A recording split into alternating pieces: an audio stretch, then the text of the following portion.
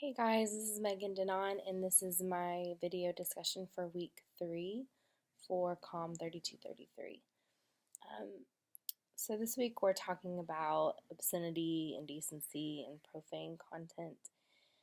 And in this particular discussion, um, Dr. Slade also asked us how we feel about copyright infringement and intellectual property.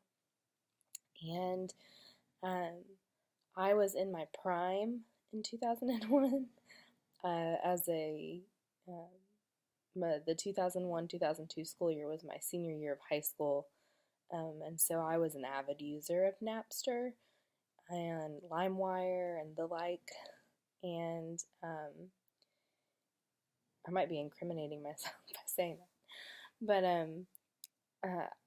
I loved the ability to access that music, but there was never a question in my mind that I was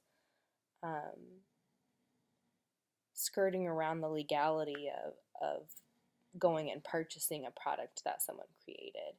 And even as a 17-year-old, I fully understood that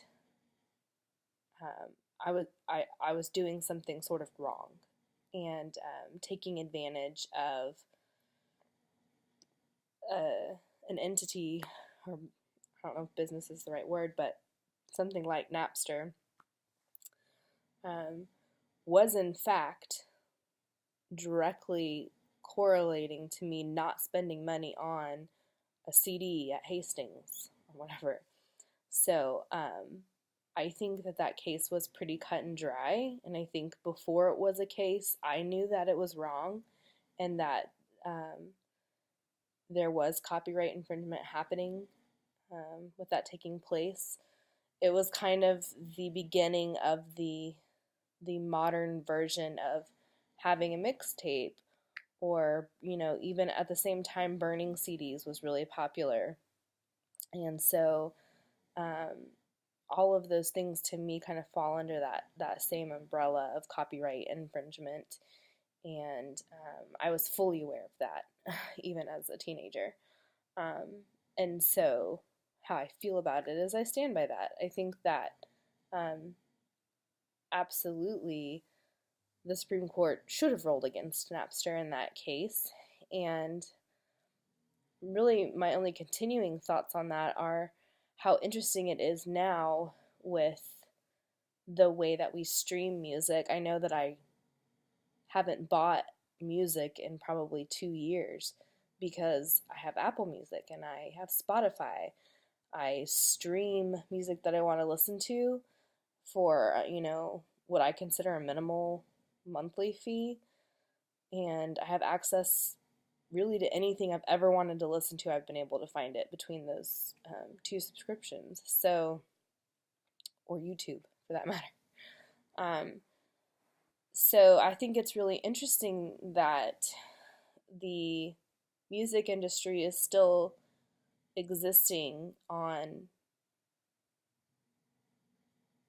what appears to me to be a totally different financial model than it must have been existing on 20 years ago.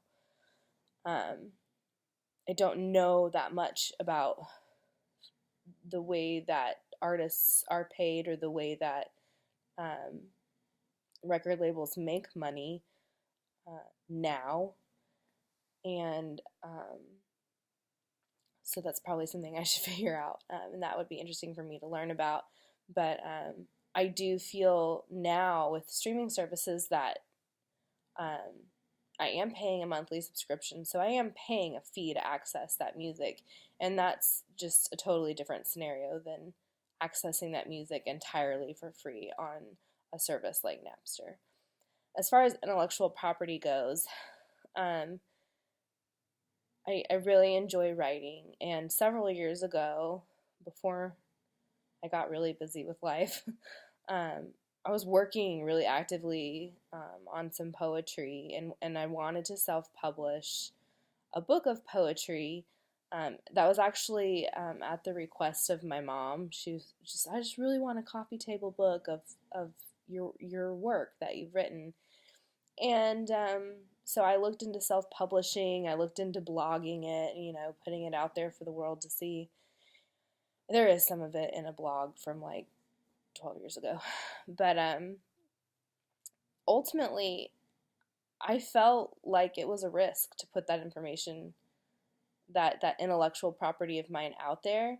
And I looked into how I could sort of copyright that prior to self-publishing it.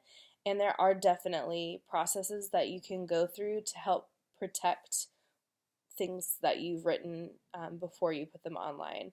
But at the time, the effort that was needed to fully cover myself with copywriting my intellectual property wasn't worth the outcome of being able to eventually, self-publish or have my works out there on the internet for anyone to see and possibly take. So the conclusion of that story is that there is some of my work out there on the interwebs for people to find and look at, but I largely keep my writing to myself for the very reason that I don't want that intellectual property to be accessed by anyone else. On to the issue of society's moral compass and the line that we draw when it comes to obscenity, indecency, and profanity. The little article that you shared with us quoted Justice Stewart Potter saying, "I know it when I see it." And I think that is actually really applicable to modern issues of obscenity and indecency and profanity. I think as vague as that statement is, it's also extremely applicable, because as society changes and arguably evolves,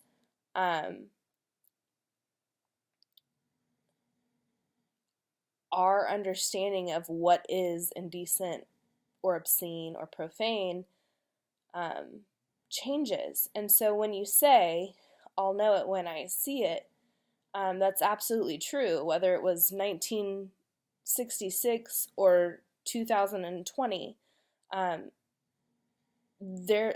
That line is going to be, vastly different 50 years ago than it is now, but the application of "I know it when I see it" is relevant regardless of the time that we're living in. And so, ironically, as vague as that is, I think it definitely applies when we look at, society's moral compass, or what that line is. I know that I've had this discussion with my 12-year-old daughter. We talk about cussing. And so, okay, bad words are profanity, so obviously that's not really dealing with obscenity or indecency. But I remember having a conversation when I was about 12 with my parents about whether I could say the word crap or not. And some of my friends couldn't even say the word butt. So, I mean, and this was, I'm talking like 96, 98. So, 20 years ago. And now, I probably shouldn't out myself on what kind of parent I am. But when I sit down and talk to my 12-year-old about saying words like shit, and I tell her, it's pretty much up to her to decide if using that word is a reflection of her character or not, but that it's up to her to decide that at this age now, evolving into becoming an adult, etc. There is an age. But anyway, I think that just goes to show that there is a sign of the time, like there is a change, because I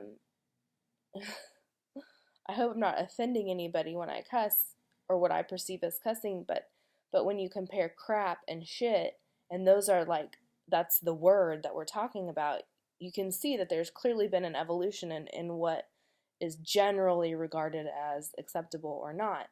And I think that also depends a lot on your bubble. Like, what bubble are you living in? Probably, I'm going to take a wild guess and say that in inner city New York, there are certain things that are not going to be considered obscene or indecent at all, that in the conservative rural Oklahoma, there's a harder line being drawn in households there. And so I think, again, that's why it's important to have that I know it when I see it commentary from the FCC versus Pacifica ruling, because it's relevant to your situation and to your surrounding and your circumstance, I think, to a large extent. Are there things that I think are definitively obscene and indecent and profane? Yes. And I still couldn't tell you what that is. I know it when I see it. There are things that I don't want my children exposed to. I don't want my 12-year-old, my oldest child, to be exposed to. But I also recognize that I probably expose my kids to things that my parents wouldn't have exposed me to 25 years ago as a child. So I think we have to acknowledge that times change, but still hold that there is a principle of knowing it when you see it, and that there is still a worthy point in keeping content that children are exposed to safe for children to see and appropriate. So I hope that answers your question. I think it was more of just my opinion on things, but I think this is a really interesting discussion, and I think that it's very relative. I don't think that there is a black and white answer in most aspects concerning drawing those lines. But that's going to be it for me this week, and I look forward to hearing what everyone else has to say. Thanks.